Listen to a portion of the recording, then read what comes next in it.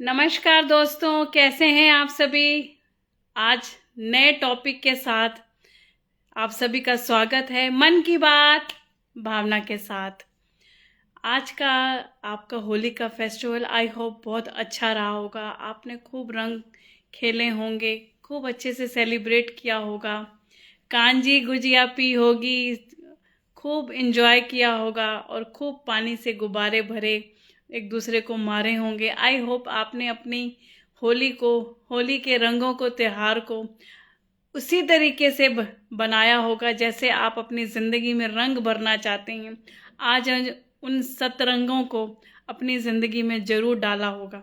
तो मेरी तरफ से आप सभी को, आपके सभी परिवार के सदस्यों को हैप्पी होली। आज हम स्टार्ट करते हैं नए टॉपिक के साथ, संस्कार वर्सेस हमारी फ्रीडम। या मैं ना आज का टॉपिक स्टार्ट करूंगी। आप सभी ने डीडीएलजे मूवी तो देखी ही है। अब उस डीडीएलजे मूवी में क्या होता है कि अमरीश पुरी जैसे ही आने वाला होता है, पहले डांस चल रहा होता है, काजोल और उसकी सिस्टर का और मदर का, तीनों का अपना वेस्टर्न म्यूजिक चल रहा है, एंजॉय कर रहे हैं। और जैसे ही अमरीश पुरी बेल बजाते हैं और उनके घर का माहौल बदल जाता है। अब आप यहाँ देखो कि कैसे संस्कार हमारे घर में कई बार हमारे अंदर भय भी पैदा कर देते हैं। संस्कार का मतलब ये नहीं है कि आप पैर छूना, कोई घर में आए तो चुपचाप बैठ जाना, बिल्कुल हिलना नहीं, ऐसे ही सट के बैठे रहना, और प्रतिष्ठा प्राण उन चीज़ों को बचाए रखने के लिए एकदम से हमेशा सहमे सहमे से रहना। संस्कार का मतलब ये नहीं है। और फ्रीडम का मतलब लोग अक्सर ये समझते हैं कि अब मैं जो चाहूँ मैं करूँ। अक्सर यही समझा जाता है कि हम जो चाहें हम कर सकते हैं, अब हम आज़ाद हैं। माँ बाप घर में बैठे हैं, अगर वो कुछ कह रहे हैं, मैं माँ बाप से भी यही कहना चाहूँगी कि अगर आप अपने बच्चों को कुछ समझा रहे हो तो उन पे थोपो नहीं।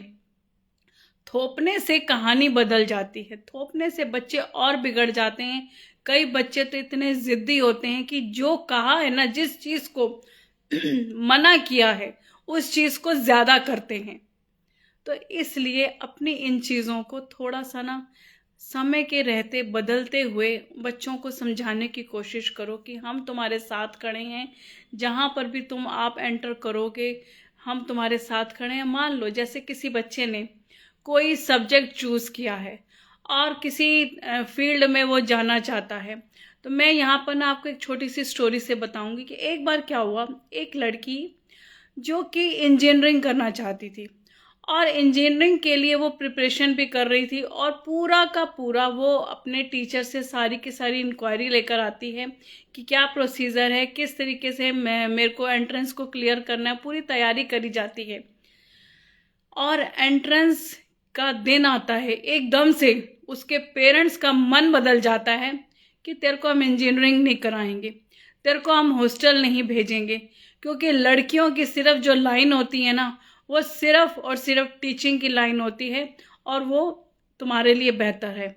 लड़की का सारा एनर्जी डाउन हो जाती है और वो आगे बढ़ ही नहीं पाती। उसका माइंड एकदम स्टक हो जाता है। वो नॉर्मल ग्रेजुएशन करती है, नॉर्मल डिग्री लेती है और अपनी ज़िंदगी में जो वो ग्रो करना चाहती थी वो ग्रो नहीं कर पाती।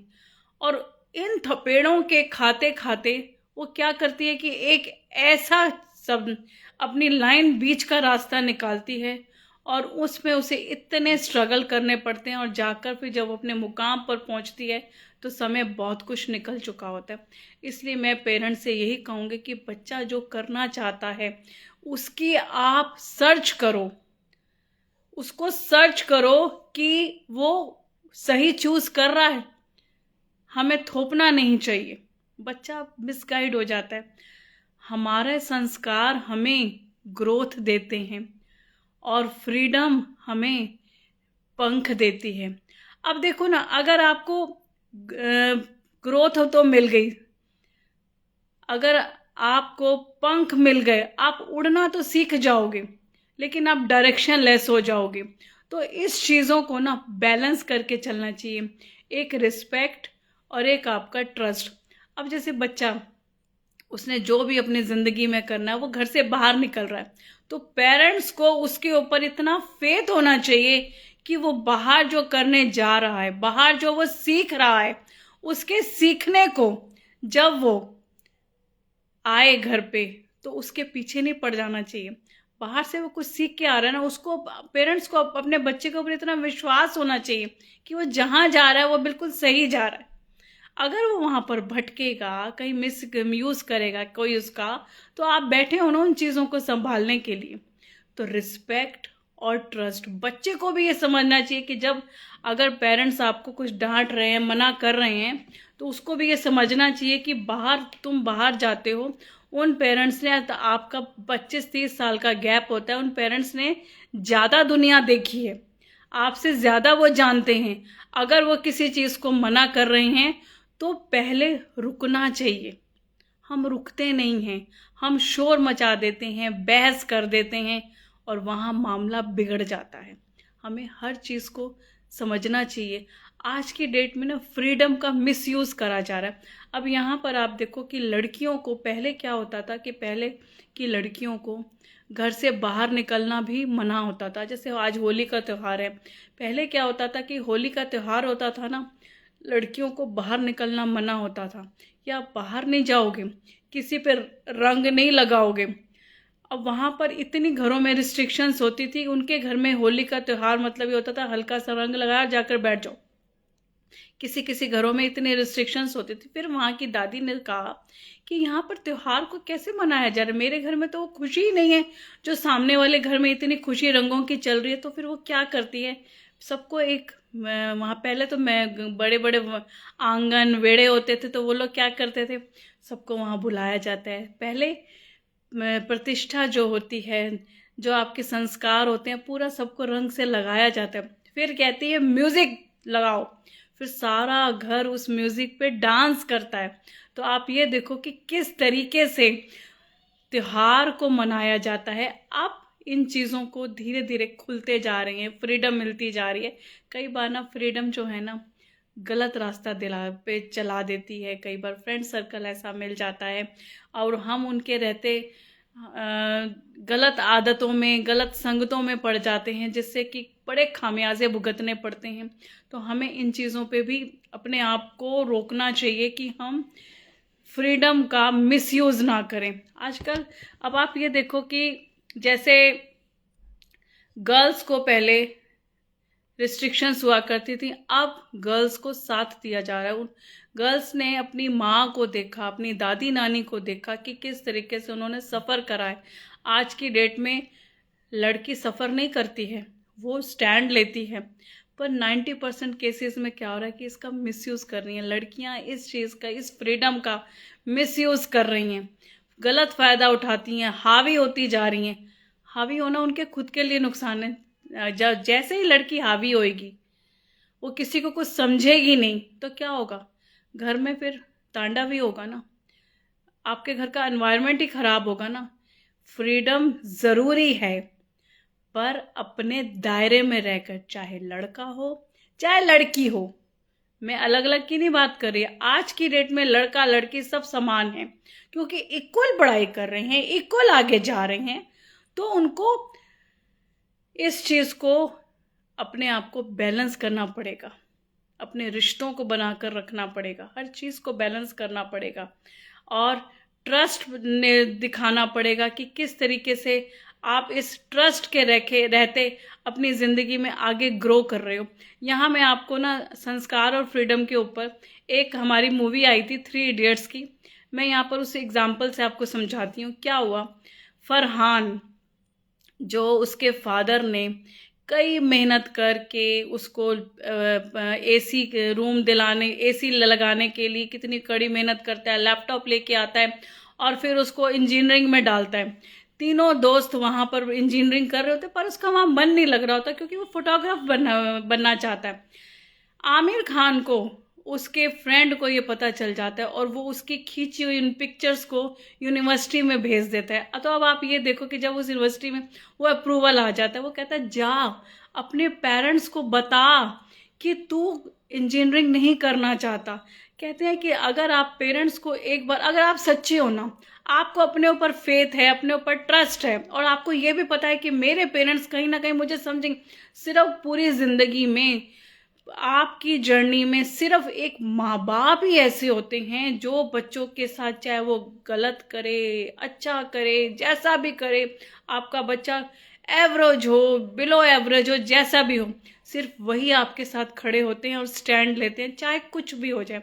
तो यही फरहान ने जब जाकर अपने अब्बू से कहा कि अब्बू मैं फोटोग्राफर बनना चाहता हूँ, और उसके बेटे की उस बात को समझ आ गई, तो उसके लिए कैमरा ले आते हैं और लैपटॉप वापस कराते हैं। आप ये देखो, चाहे वो 4th ईयर में जाकर उसके फादर को अपने बच्चे की उस फीलिंग्स को समझा तो सही ना, चाहे इंजीनियरिंग के उसने 3-3.5 साल वहाँ कॉलेज में निकाल दिए।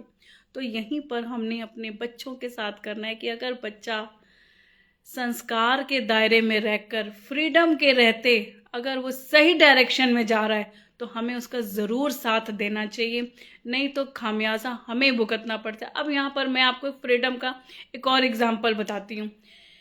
कई बार हमारे पेरेंट्स अपने बच्चों के मोह के रहते अपनी प्रॉपर्टी, अपनी सारी चीज़ें, कहते हैं कि बच्चे हमारे हैं, हमारे साथ वो कुछ गलत करेंगे नहीं, हमें हमारी परवरिश पे विश्वास है, और वो बिफोर टाइम, जाने से पहले जीते जी उनके नाम कर देते हैं।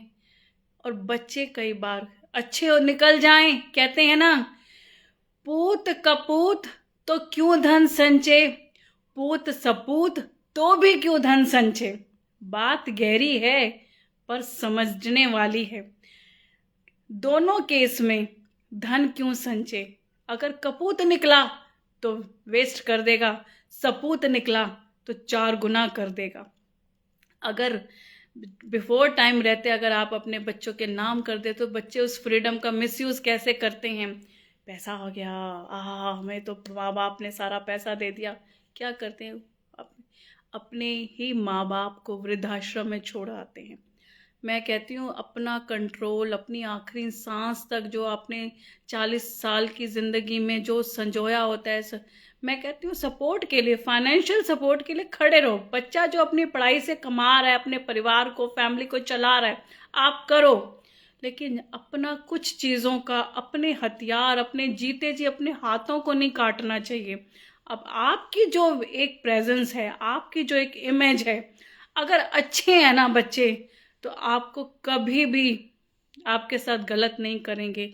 और अगर फ्रीडम का उन्होंने मिसयूज़ कर लिया तो उसका भुगतान सिर्फ और सिर्फ आपको करना पड़ेगा। और आज की डेट में ये बहुत हो रहा है। मैं आप सबसे ये कहूँगी, इस फ्रीडम का अपने हाथ मत काटिए। अल्टीमेटली जाने के बाद भी उनका है, जीते जी भी उनका है। कहते हैं कुछ लोग ऐसे होते हैं कि मरने के बाद मिलेगा, मरने के बाद मिलेगा, लेकिन जीते जी भी उसी पैसे को कैसे उनके साथ खुशियों में रहना है। मैं कहती हूँ कि अगर आप खुला हाथ करके उन बच्चों के साथ जो वो कहते हैं उनको सही डायरेक्शन दे के अगर आप उनका साथ दोगे ना, तो जीते जी मरने के बाद आपके श्राद्ध के लिए वो खूब लंगर लगा रहे हैं, खूब धार्मिक काम कर रहे हैं, उसका कोई पुण्य भी नहीं लगने वाला। अगर उसका कोई पुण्य नहीं लगने वाला, क्योंकि आत्मा तो जली ना, आत्मा तो जली ना माँ बाप की। तो इसलिए मैं कहूँगी अपने जीते जी आप लोग भी थोड़ा झुको, बच्चों को भी थोड़ा झुकाव आएगा, रास्ता अपने आप चलता चलेगा। तो अपने इन संस्कारों को, इस फ्रीडम को मिसयूज़ मत करने दो, मिसयूज़ मत करने दो। भुगतान बच्चे भी करते हैं, माँ बाप भी करते हैं, और आने वाली कई पीढ़ियाँ करती हैं। तो अपने घर को इस एक बैलेंस करके चलो। इसका सिर्फ एक ही है, बैलेंसिंग, और कुछ नहीं। जो आज की डेट की लड़कियां इस चीज़ का फ़ायदा उठा रही हैं, वो फ़ायदा ज़्यादा टाइम नहीं चलना, 360 डिग्री आपका पहिया घूमता है, ये चीज़ें ज़्यादा नहीं चलती हैं। हिस्ट्री रिपीट इटसेल्फ, अपने आप इतिहास दोहराता है। आज तुम्हारी बारी, कल किसी और की बारी, ये साइकिल तो चलेगा ही चलेगा। तो इस चीज़ों को आप संभाल लो। तो आज के लिए इतना ही। आई होप आपका होली का त्यौहार बहुत अच्छा गया होगा। हमने भी बहुत अच्छे से सेलिब्रेट करी। हमारा बच्चा आया, हमने अपने बच्चे के साथ सेलिब्रेट करी, उसने भी खूब इन्जॉय किया। और कल मैं आपको एक अनाउंसमेंट करना चाह रही हूँ कि कल का जो मेरा टॉपिक है ना, मायका माँ से, ये सब के बड़े इमोशनल फीलिंग्स होती हैं। मायका माँ से कल मेरा ये टॉपिक है। कल इस टॉपिक को मैं थोड़ा ज़्यादा टाइम लेके करूँगी। आप भी अपने लिए टाइम को निकाल के आइएगा, चाहे चलते चलते सुनिएगा, पर इस टॉपिक को ज़रूर सुनिएगा। ये बहुत गहरा टॉपिक है। और एक और अनाउंसमेंट आपको मैं कर रही हूँ, 14 अप्रैल से मैं गीता सत्र शुरू करूँगी। और गीता सत्र ऐसा कि बिजनेस की ग्रोथ, गीता के उन अध्यायों का जो निचोड़ है ना, उस निचोड़ को आपको अपनी बिजनेस की ग्रोथ में उन चीज़ों को कैसे लेकर जाना है, वो सारी मैं स्ट्रेटजीज आपको कराऊंगी 14 अप्रैल से। तो मेरे साथ जुड़े रहिएगा, मंडे टू फ्राइडे डेली 8 बजे। धन्यवाद। मन की बात भावना के साथ। Thank you.